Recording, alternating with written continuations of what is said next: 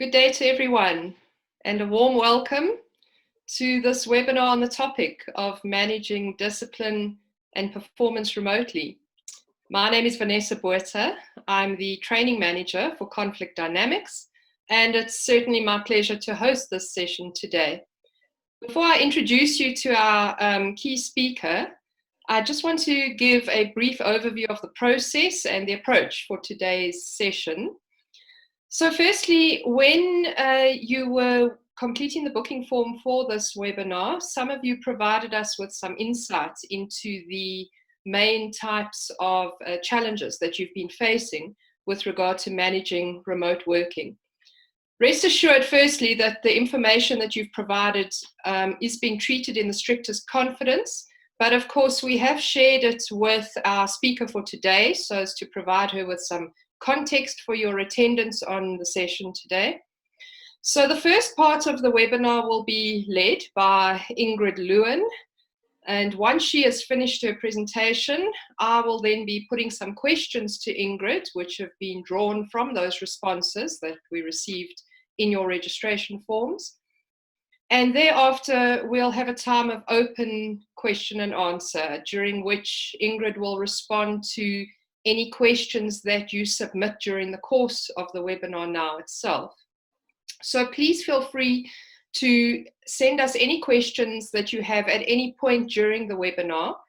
This can be done by accessing the Q&A button at the bottom right-hand side of your screen. As the questions come in, I will be collating them, and then, as I said in the latter part of the webinar, I will be putting them to Ingrid for her response before we close today. If a question comes through which just requires some brief clarity or is perhaps of a technical nature or what have you, then my colleague in the background, Craig Holscher, will probably attend to that. So just have a look out for answers to any of those kind of questions. And thank you very much to Craig Holscher, our producer for this webinar today. We've got quite a number of people who are joining us. So please note that we will just obviously keep all participants muted to avoid any interference in terms of background noise. And also just to let you know that we are recording today's session, and we will be making the recording available to you along with the accompanying slides that Ingrid will use after the webinar concludes. You will receive an email from myself in this regard with all the relevant details. So without any further ado, let me just very quickly introduce you to our speaker for today, Ingrid Lewin. Ingrid is an admitted attorney specializing in the area of labor law. She's been involved in this field at the most advanced levels, including as an acting judge in the Labour Court and as Senior Convening Commissioner of the Gauteng province of the CCMA.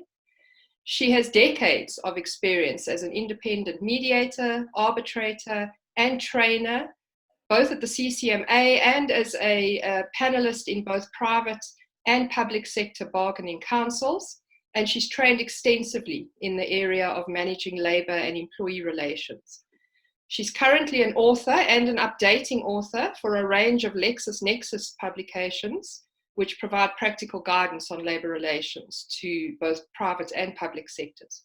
So we're most grateful to have her here with us today. And Ingrid, I'll hand over to you. Thanks, Vanessa, and hello everybody out there. This is really, really weird.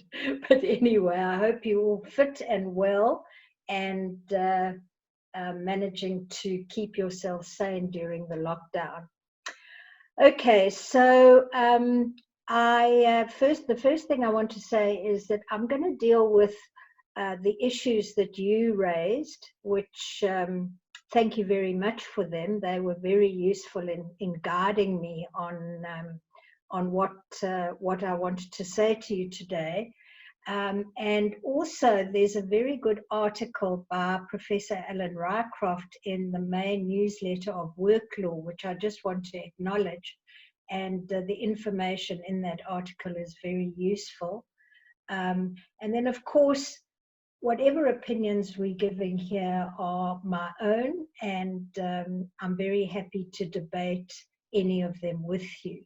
So in the background, we have Craig, who's going to be dealing with the slides this morning. So Craig, if you could bring up the first slide, please. Okay, so basically there are 4 issues that I'm going to cover arising out of your input. The first one is who can work remotely. Not all employees can work remotely, and I've got a slide on that. Most of the input was how do you monitor the time and the tasks that the employees have to do at home. Obviously, we can't be Big Brother. We can't put a microphone or a video camera into their houses. So there's some thoughts on that. Another interesting issue that arose was motivation. How do you motivate people when they're sitting all alone at home? I know for myself, I binge watch TV series until midnight and then sleep all morning and then do some work. And one kind of feels, well, who cares? I'm at home. So motivation is very important. And then, of course, one of the major things is technology. What do we do if our employees blame the technology and say, well, I couldn't work because this was down or that was down? So those are going to be the 4 areas that we deal with. So Craig, let's go on to the next slide. All right, who can work remotely? Now, as I've said, not everybody can work remotely. First of all, it is the nature of the job is important. You know, that you've got to have a look at the nature of the job, and obviously if the job cannot be done remotely and you are not an employer that's listed in table 1 of the regulations, only those employers can carry on business, or you don't perform a permitted or essential service in terms of the Annexure D of the regulations, then you've got to stay at home, okay? And obviously, if your job doesn't allow you to work remotely, you'll have to be treated like any other COVID-19 employee who has to stay at home and can't work. Secondly, the employee must have the necessary technology. People can't work remotely unless they have the necessary technology, and if they don't have it, then again, they must be treated like any other COVID-19 employee. They must also have the ability to shut themselves off from other activities that are going on around them. Okay, children, pets, the lawnmower, the gardener outside, whatever outside noise is likely to affect their work. If they are in meetings, for example, then they must be able to shut themselves off and do their work. Okay, can we have the next slide, please, Craig? Okay, the critical question when you're managing the discipline or the performance of an employee is, in any event, whether they're at home or not, is looking at whether the job is time-based or task-based. That's a very important distinction, because if it's time-based, a receptionist, a security guard, a call center employee, they have to be available to work during certain times, okay? And of course, that's very difficult to monitor if they are at home, but we have got some suggestions on that. Task-based, funnily enough, is far easier to monitor because you've got a specific task, it's measurable, you can see whether the employee has completed the task, And as I said, it's much easier. Now, what I suggest is that because somebody working at home is working under, mainly very different conditions of employment, that you draw up an addendum to the employee's contract of employment. I've suggested you can call it remote working conditions, you can call it whatever you like, but basically it must contain the terms and conditions that the employee is agreeing to, okay, while they are working at home. Because once they have agreed, you've got a basis for monitoring performance and for disciplining if necessary. Okay, this is your rule. I mean, we all know, we're all practitioners. Is there a rule? And this is where your rules will be contained in the addendum. Okay, thank you, Craig. All right, so first of all, we're going to look at time-based employees, what will be contained in the addendum, and then how do you monitor their performance. In the addendum, you must record that the employee confirms that they have the necessary resources to work from home. So that is a commitment that they make, that they will have the necessary resources to work from home. You must also record, because this is something you must give thought to, what disbursements are you going to give the employee to provide for the use of their Wi-Fi, their phones, modems, etc., etc. Okay, there might be an additional cost. For example, they might not have uncapped Wi-Fi, and obviously, as you know, you've got to provide them with the tools of their trade. Obviously, a reasonable accommodation, just enough so that they can do their work. I think also you've got to deal with childcare and home circumstances. And I think this is very important for you to engage with the employee, get him or her to open up to you about what working arrangements they have. Have they got children at home? Have they got sufficient childcare to look after the children while the employee is working? Because obviously, if they're a call center employee, for example, the background has to be very, very quiet and there can't be any interruptions. Now, I don't know how, but because I'm not a techie, but some type of clocking in and out arrangements must be put in place, okay? And this must be recorded as an instruction in the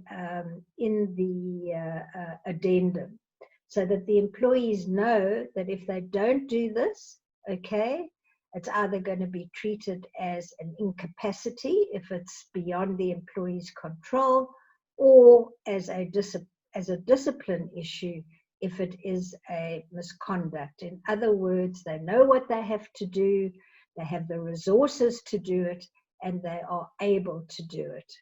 Okay. Craig, the next slide, please. Okay.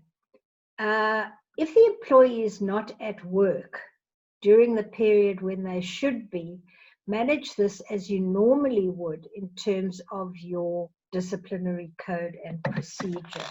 I think there's something that I did miss out on the time-based issue. If you'll just give me a moment. All right. Yes, I just wanted to add to the time-based. Oh no, we're still on the time-based. That's fine.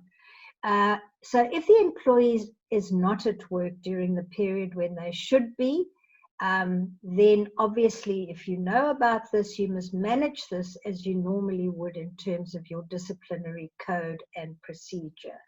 Okay.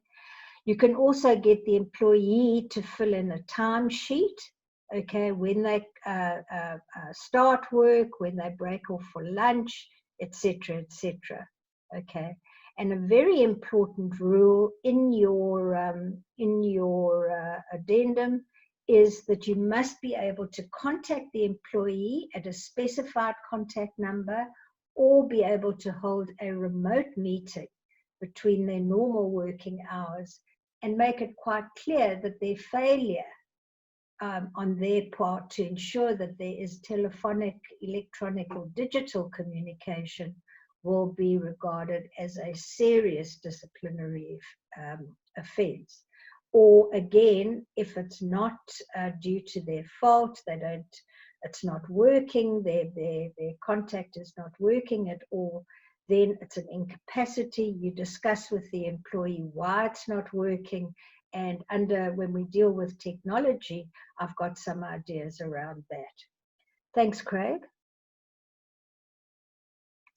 Okay, task-based employees.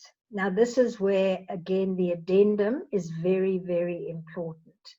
Again, you've got to record that the employee confirms that they have the necessary resources to work from home. Okay, record the disbursements that you're going to provide for the use of their equipment. Deal with childcare and home circumstances. Be flexible. And obviously, do you need to adjust their payment? Okay, because if they are working, if their normal working was paid in terms of the time and not the task, you might have to think about an hourly rate or whatever is suitable with regard to a task-based employee. Thank you, Craig. All right. Now, in the addendum, you will agree a set time. This is very, very important. When you and the employee will be in contact, have a meeting to establish tasks and deadlines for the week ahead.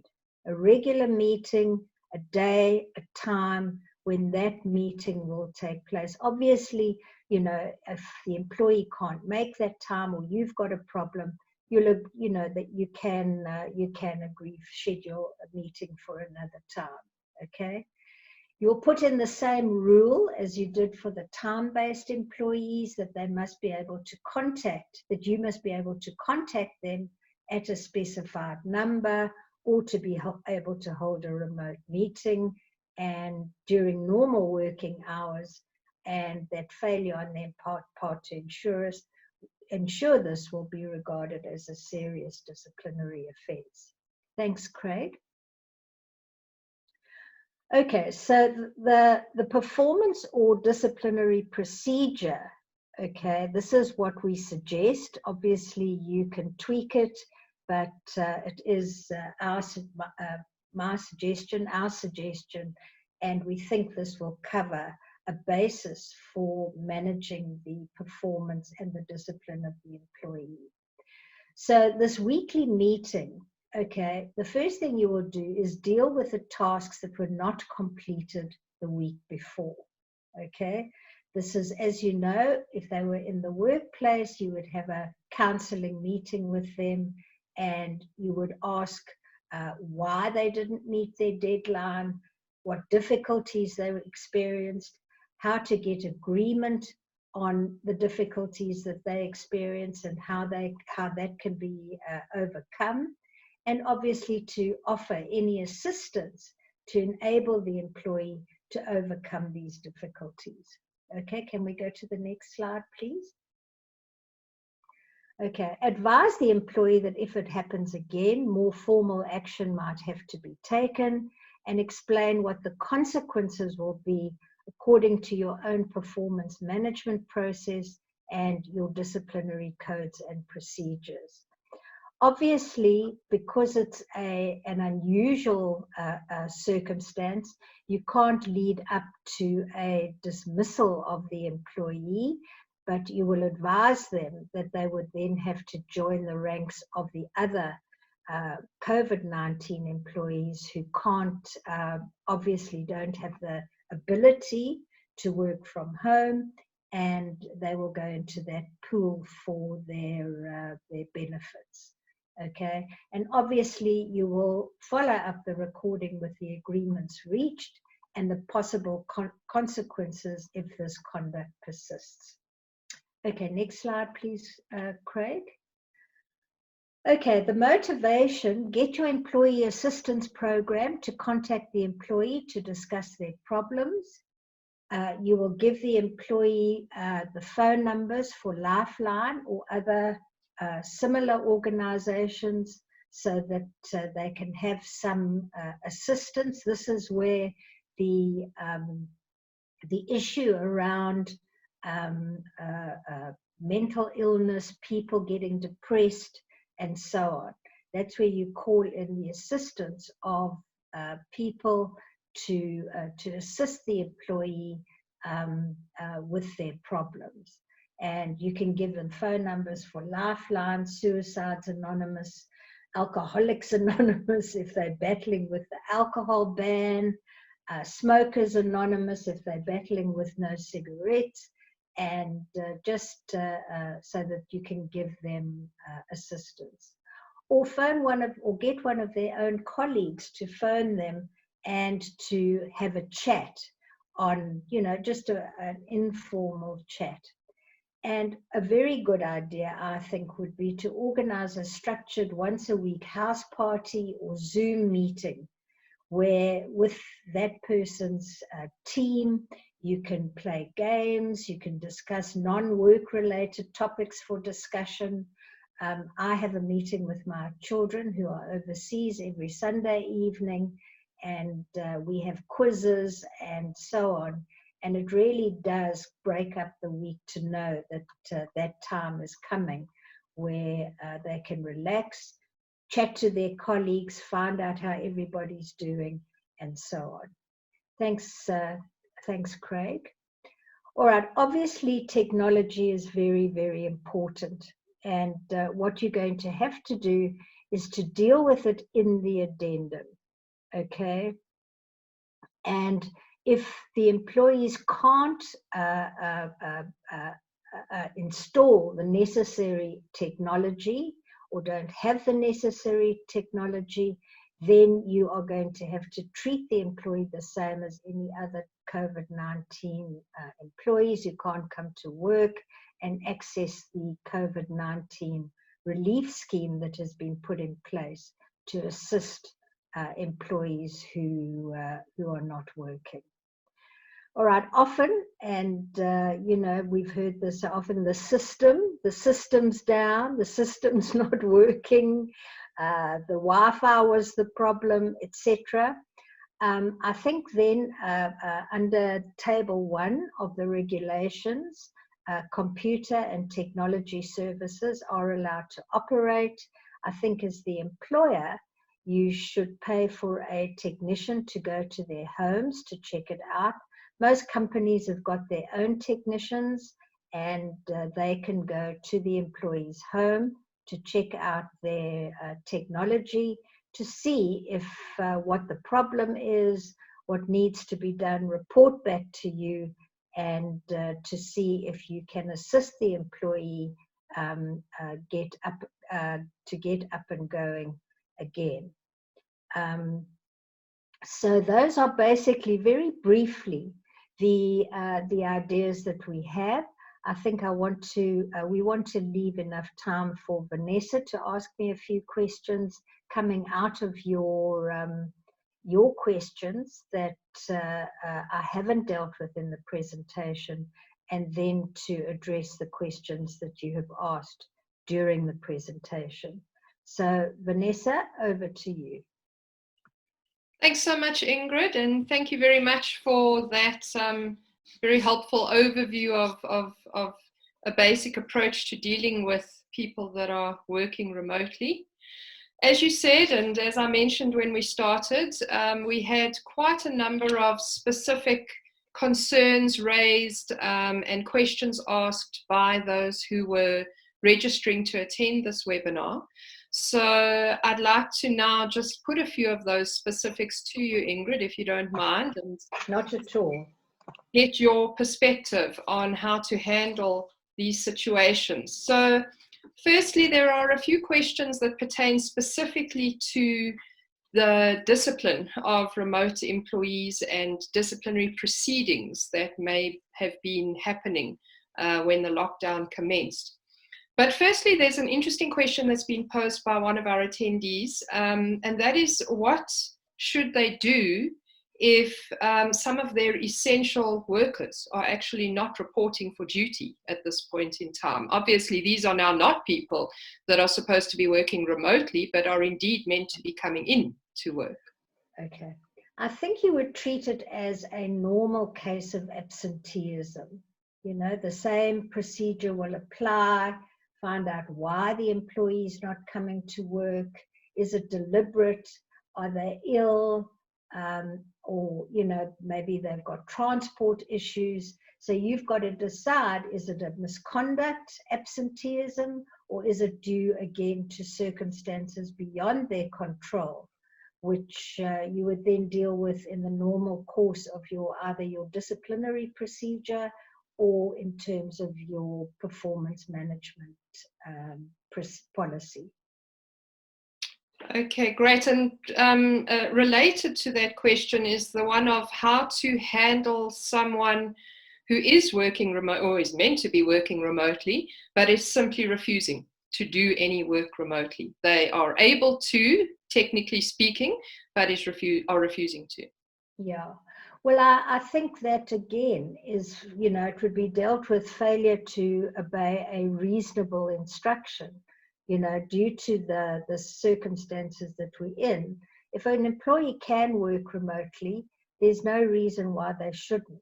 So again, it would be treated like a normal disciplinary offense, or again, you know, you don't want to go in with all whips blazing. You want to find out why the employee is refusing and deal with it in terms of what their problems are, what their difficulties are, why they can't do it.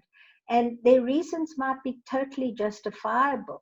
You know, they've got triplets that are like 4 weeks old, and it's just impossible for them to, I mean, they would be on maternity leave anyway, but you get the point, you know, that it's just impossible for them to work from home. They might not have the technology to work from home.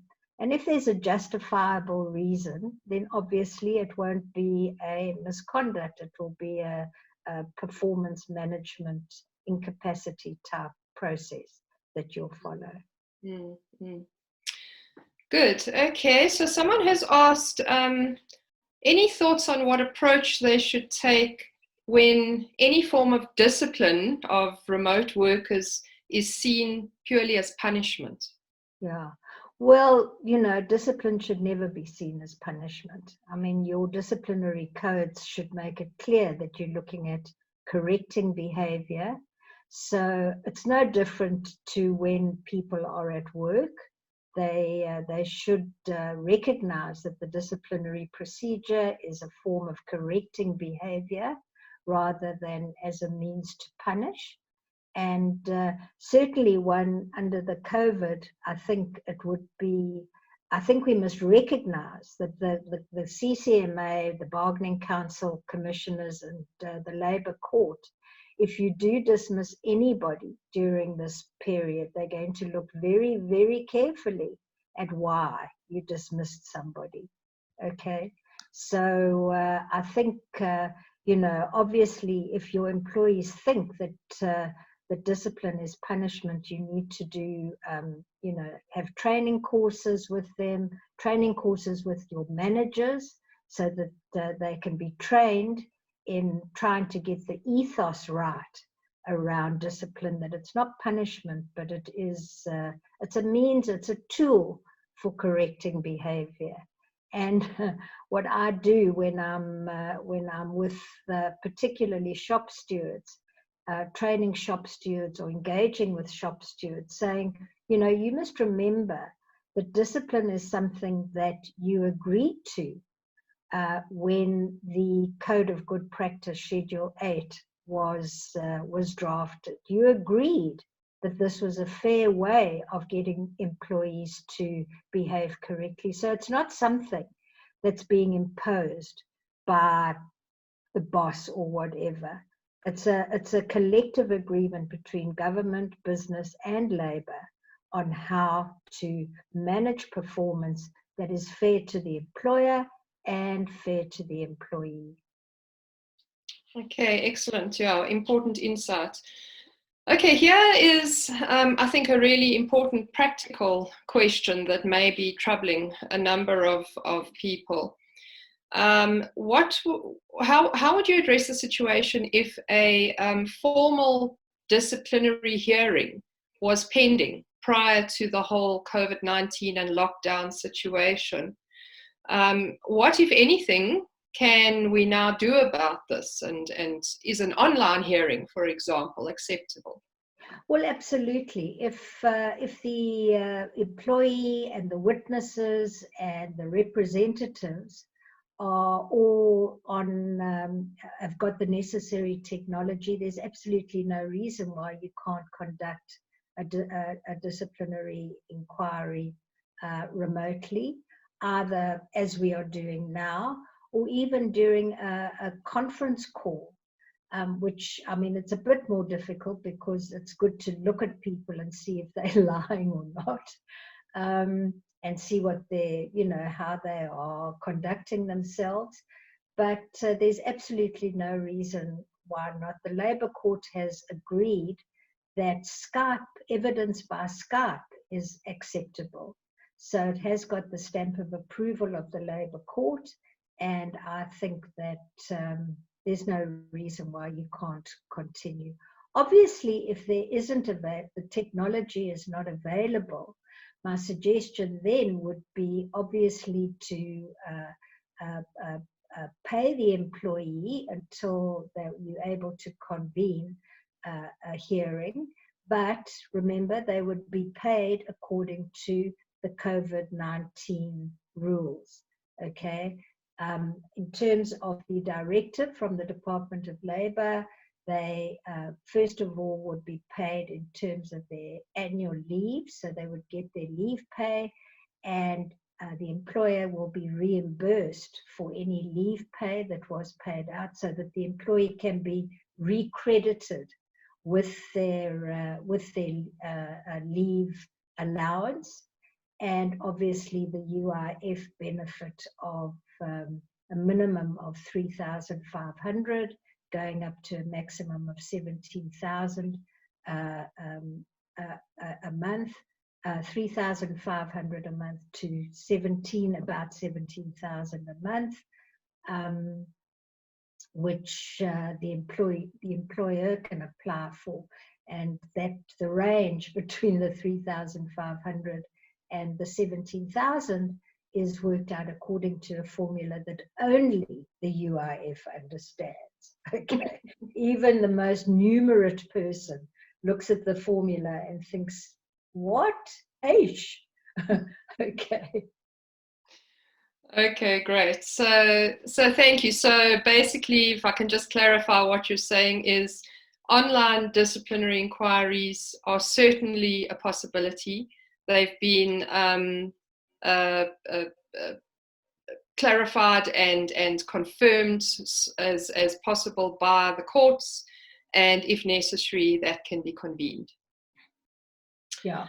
Okay, and I will, at the end of our session today, just provide a little bit of information, as well as in the email that we send after our webinar, as to assistance with chairpersons if necessary in that regard. Okay, so here is an interesting question pertaining to employees' rights, particularly in our technological age. How can employees who are working remotely be monitored electronically without interfering with their basic rights? Yeah, unfortunately, I don't think, there is Section 6 of RECA says that you can, as an employer, monitor any activity by the employee over electronic media, provided, and I'm really summarizing here, that the employer has provided the equipment, that the employee knows that they are being checked on, okay, and that it's in the course and scope of their employment. So, if you're able through technology if somebody's on a time-based type of arrangement, I think you could pop, if you've got their agreement, or if you've made them aware that this is what you're going to do, I think Section 6 of RECA would apply and the employer would be able to do that. But obviously, they'd have to agree the area and so on. And I think it would only be for example, let me just take a call center employee, which is a time-based thing, is, on the phone.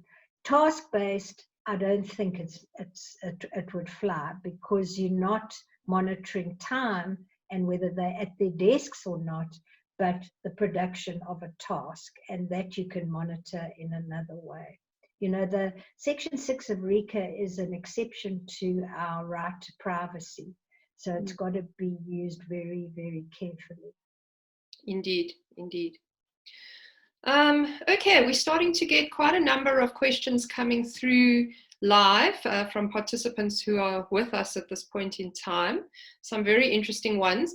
But quickly, just an observation from one of our participants who mentions that he represented a party and did a CCMA conciliation by telephone yesterday, and that it actually ran very successfully and that the party settled. So certainly I think we're all getting quite used to doing everything that we used to do in person by online means. Yeah.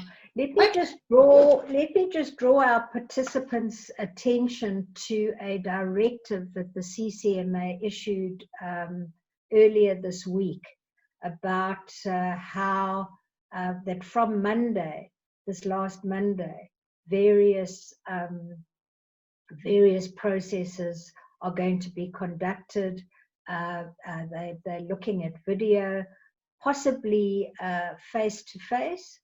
And if people want the details of that, I'll just have to find it on my desk, and I'll be happy to go through the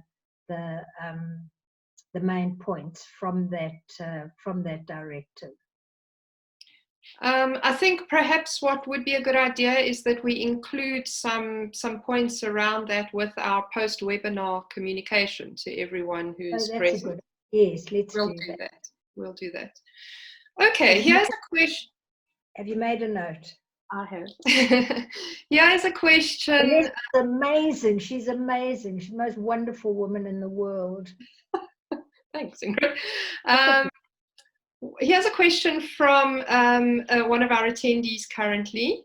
The question is, what if they say, in other words, employees who are working remotely, say that something is not in my job description, they don't agree to alterations to that job description, and they threaten to go to the union. But the problem is for the employer that COVID-19 is requiring a change of approach to the job. So, for example, if you normally sell face-to-face, now we need you to sell online, and so forth. Yeah. Well, I can't remember the name of the case, but certainly you've got to look at a difference between a term of employment and a work practice. In other words, not what you do. What you do is a term, and how you do it is a practice. And I think that if the work can be done from home, okay, then it's just a change in work practice which has a reasonable reason for doing that, okay? So I would approach it like that, to say it's not a change of a job requirement, it's a change of a work practice. And you must, and if there's a refusal, again, you can say, well, you can go into the COVID pool and, take your chances with the UIF. Okay, good.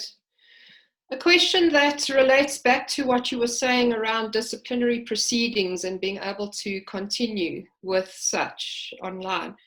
Excuse me. If an employer is not able to comply with the requirements of the LRA, the traditional ones with respect to dismissals, would it not be appropriate to rather place employees on special unpaid leave and apply for TERS relief until such time as these can be complied with? Yeah, absolutely. Absolutely. They go into the pool. But obviously, if they can work from home, if they can do their job from home, I think that, there is room for going through progressive discipline and possibly dismissal. We're in uncharted territory here. But, if we just go back to basics, is there a rule? Does the employee know about it? Is it reasonable and lawful? Is it consistently applied? Has the employee breached the rule? And then what is the appropriate sanction? And I think that if there is, an absolute refusal to work, and you've got all the means to do that, I think that one could eventually dismiss an employee, but you'd have to be very, very careful, because it will be very carefully scrutinized if it goes to the CCMA, that you weren't just doing it because of the COVID lockdown. Absolutely. Okay, let's just go back to the addendum that you were talking to us about earlier on in our session. So here is a question. If an addendum is drafted and agreed, and we then want to revert to normal in time to come when it's safe to do so for all sectors, and then presumably another addendum would need to be entered into. I'm loath to change terms and conditions of employment temporarily just to have it change again a few months down the line. Yeah. Look, I think the addendum would be like a fixed term contract. Like any fixed term contract, you'd say for this period or until we are able to operate normally, or bring you back to the workplace when the regulations allow, that would be a fixed term contract. Okay. And it would then lapse the moment the employee returned to work. Okay, good. Thank you. What about staff that don't want to collaborate and say things like, that is another department's job, not ours? Well, I think that's something that happens whether there's COVID or not, and you would deal with it in terms of your own disciplinary code. But engage, why are they saying that now? Why, what's different? They never raised it when they were physically at work. Why are they raising it now? So again, just it would be in the normal course of your discipline and performance management. COVID doesn't really affect the answer to that question, whether they're at work or not. Yeah, okay, good, thanks. Okay, then just relating back to your discussion around the point of privacy and monitoring of employees' activity online, there's a question as follows: what if, in keeping an eye on employees, their personal emails are coming in and able to be seen?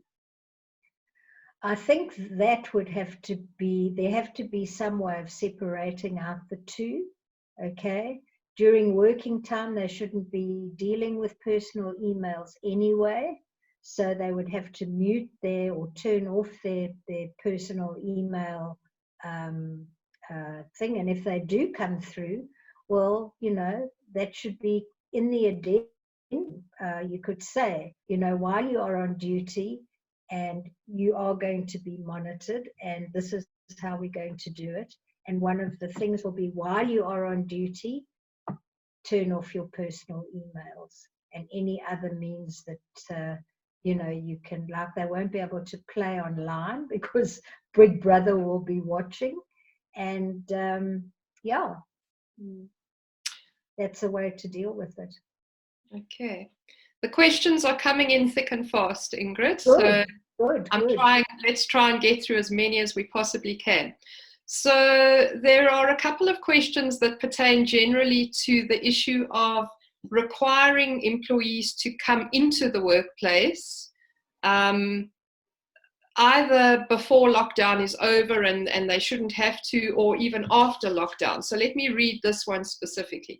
If someone is non-essential, but the company decides that you really have to come in for a day or two to complete certain tasks, can the person who chooses not to come in, can they do that and state that government's lockdown is still in place and that you are threatening their safety?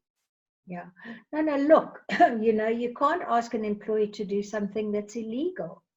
So it would be illegal for them to leave their workplace if they aren't a permitted or essential worker, or if the employer doesn't appear on table 1 of the regulations. It's as simple as that. So, you can refuse to obey an illegal instruction. And that's how I would view it. Okay, so related to that, but now thinking about the time when this particular employee or category of employees is by law allowed to go back to work, the question is, as the lockdown begins to lift and employees are allowed to go back to work, can an employee be required to go back to the workplace and attend meetings in the office if they are actually able to continue working from home and conducting meetings online and so forth? I think, that's a tricky one, but I think what the employer has to do, with COVID, the more people we can keep at home, the better. And if they are able to stay at home for as long as possible, that should happen. If it's absolutely essential for them to come to work for the meeting, then obviously they've got to come. But as an employer, don't just say you've got to come because I say so. You must. This is a serious pandemic. And everybody's scared. So the extent that you can keep your employees at home for as long as possible, you're going to be safe, they're going to be safe, their colleagues are going to be safe. So I would approach it in that vein. Obviously, if it's absolutely necessary to have them on duty at the workplace, then if they refuse, they're refusing to obey a reasonable instruction. Related to that is an additional complication that someone is raising, and that is what the regulations are currently saying about people over the age of 60. And that there's a strong recommendation that those people remain working from home even when lockdown eases substantially. So do you have any suggestions on how that would be handled if those over 60s don't have the means to work from home? Well, it would be the same as anybody else. As I've said right at the beginning of the presentation, those 3 things must be in place if somebody is going to work remotely. Otherwise, they will be dealt with like an ordinary COVID-19 employee who can't come to work. I haven't personally seen a directive that people over 60 can't leave their homes. I think it's just a recommendation. So, of course, and most unfortunately, there's going to be a lot of talk and need for looking at the possibility of retrenchment as a result of what's going on currently. Yeah. So I'm going to try and combine 2 questions that have come in into one. If an employer is in a situation where they potentially need to retrench, would it not be a better idea, rather than kicking off retrenchment proceedings or Section 189, would it not be a better idea to put them on special unpaid leave until the normal procedural requirements can be complied with? And this person is saying in particular because of the limited access currently to CCMA and bargaining council procedures. Yeah. Look, I think that you're going to have, if you want to retrench, okay, the normal rules will apply. Is there a viable alternative to retrenchment? Okay. And if the employer can put the employee on unpaid leave, they can then access the COVID-19 benefits and so on. Obviously, they must do that because there's no need to retrench. It's an alternative to retrenchment. And if an employer said, no, well, that's not reasonable, you know, as a commissioner myself, I wouldn't accept that as an excuse. Also, the employer has access to all sorts of relief for the business, you know, to assist the business from not going under. So, you know, if it's just a temporary thing, then the employee should be able to access, or the employer should apply for the COVID benefits or any other assistance that the employer can get before dismissal. If in fact the business goes insolvent, then obviously the employees, they'd have to go through a retrenchment process. Yeah, absolutely. Okay, good. Someone has asked if you could touch on the issue of vulnerable employees. And they're saying that they actually are aware of the retrenchment of people being labeled as vulnerable employees. And what are your thoughts around old people? Yeah.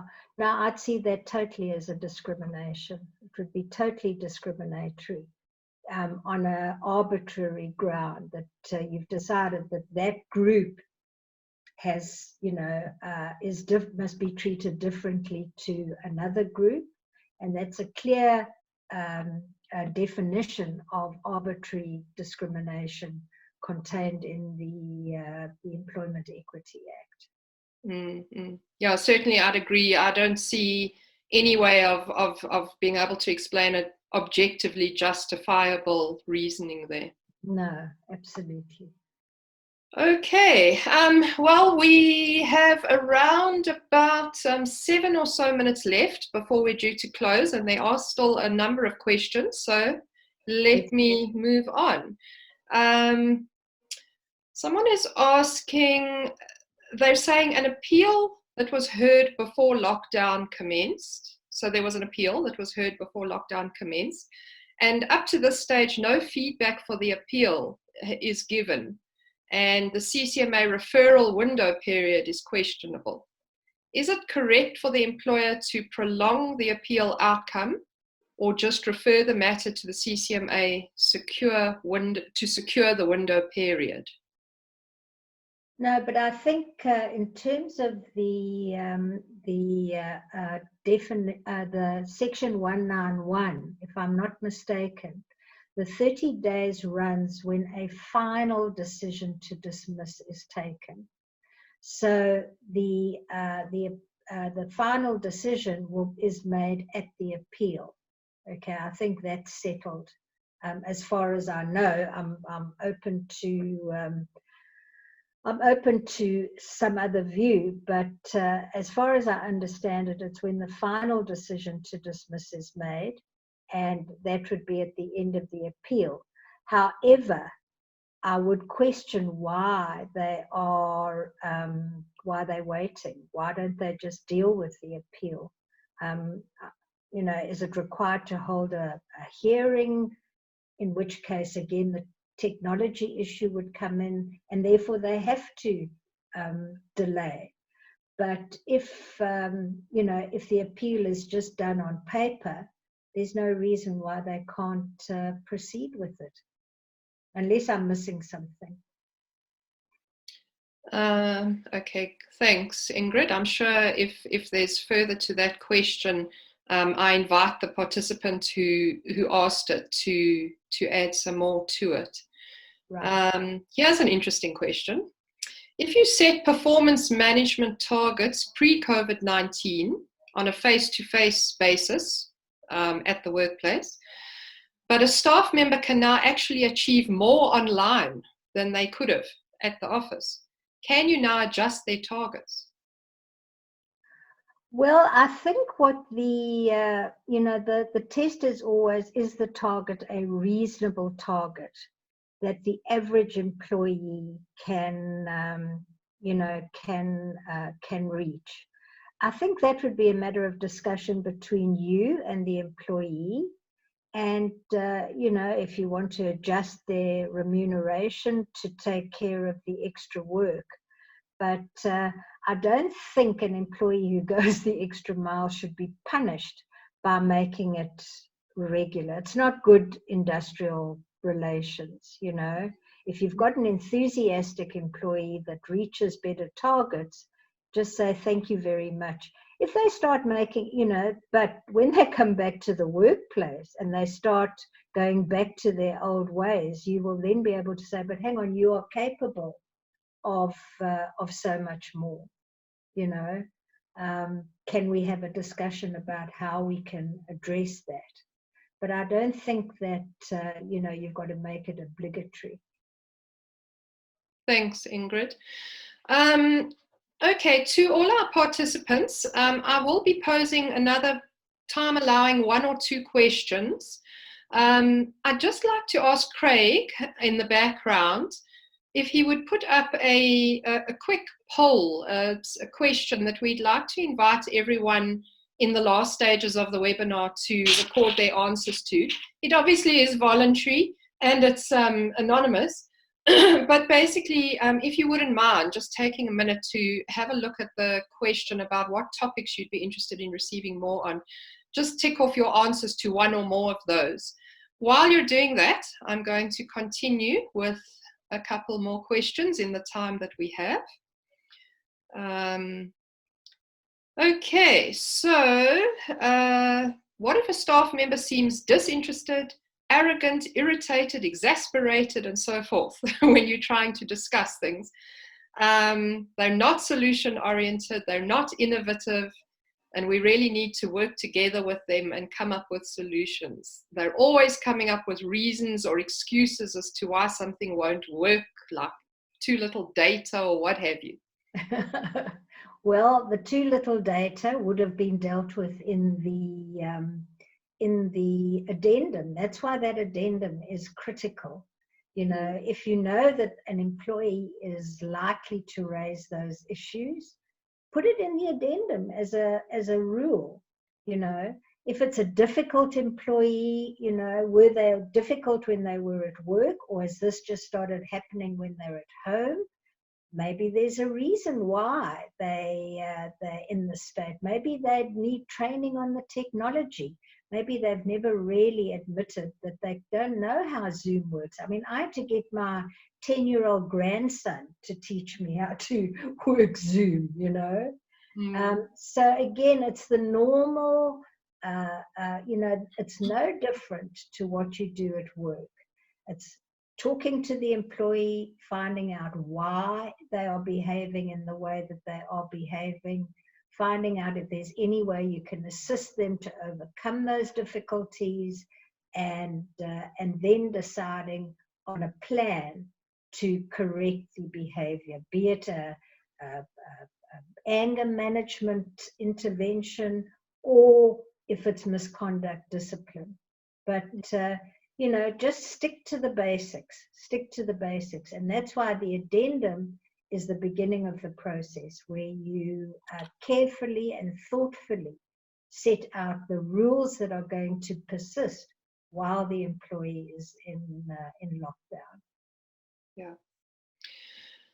Okay. Unfortunately, I think we're out of time. And I just want to remind, firstly, everyone, if you haven't yet responded to the poll that we put up, the questions that we put up, I would really appreciate it if you would just quickly throw in your response to that. Aside from that, I'd just like to mention to all participants that if anyone is in need of independent dispute resolution services, such as if you're looking at running an inquiry online or so forth, please do feel free to contact us. We have trained disciplinary chairpersons, as well as, of course, mediators and arbitrators on our CD Direct panel, and we'd be happy to assist you in that regard. We're also planning to offer further sessions around topics that are of interest to our client base. So please do be on the lookout for our information about that, and your responses to our poll will be most helpful in that regard. So I just want to close off by thanking firstly Ingrid very, very much for her time and her input. Thank you for most valuable. We really appreciate it. Thank you. And most importantly, thank you to everyone who attended virtually our webinar today. It's been really good to share with you. And I wish you a good rest of the day. And thank you, Craig. Absolutely. Craig, do you want to show your face quickly, Craig, so everybody can see how good looking you are? No. Well, no, Craig's not coming up. But while he decides whether to or not, thank you to everyone. Have a wonderful weekend. Oh, and let me just again reiterate that I will be sending an email to everyone with the link to the recording of the session, the PowerPoint slides, and for those questions that we unfortunately just didn't have time to get to, I will include where we feel it hasn't been covered in one or other way in another sense, then we will do our best to include responses to those in the post-webinar communication. Thank you and have a lovely weekend, everyone. Thank you. Bye. Stay safe. Bye. Stay safe, everyone. Bye-bye.